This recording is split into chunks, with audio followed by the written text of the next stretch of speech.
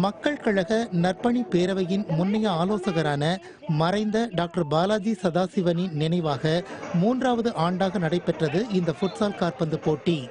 பொதுப்பிரிவில் 20 குழுக்களும் 21 வயதிற்கு கீழ்ப்பட்டோர் பிரிவில் 20 குழுக்களும் கலந்து கொண்டு இன்றைய இறுதிப் போட்டிக்கு தகுதி பெற்றன.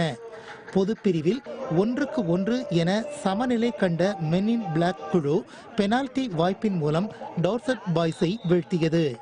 ஜெயிச்சதுக்கு நமக்கு ரொம்ப பெருமையாக இருக்குது.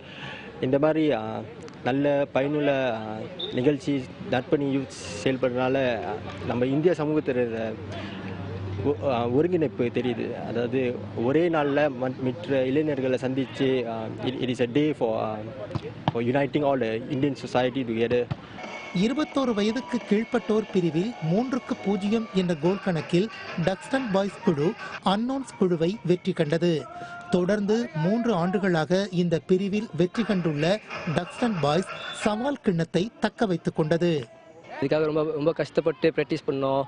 போன ஆண்டோட இந்த ஆண்டுகள் நிறைய டீம் வந்திருந்தாங்க.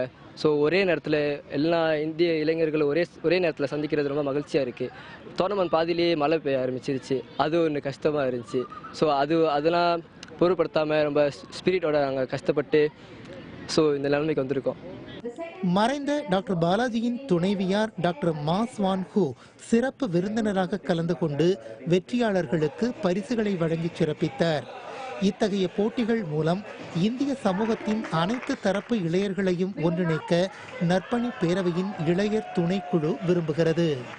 இந்த வருஷம் உள்ள டீம்ஸில் பார்த்தீங்கன்னா இளைஞருக்கு சிண்டாலேருந்து வந்திருக்காங்க, கோபியோ இன்டர்நேஷனல் ஸ்கூல்ஸ்னு வந்திருக்காங்க. எங்களுக்கு அது இருக்குது. இந்த ஃபுட்சால் இவனுக்கு எல்லா குழுவினரும் நாங்கள் இன்னும் கண்டினியூ பண்ணி எங்களோட ஃபியூச்சர் ஈவெண்ட்ஸ்லும் நாங்கள் என்கேஜ் பண்ணுவோம். அந்த மாதிரி இருந்தால் கனெக்டிவிட்டி இன்னும் இருக்கும்.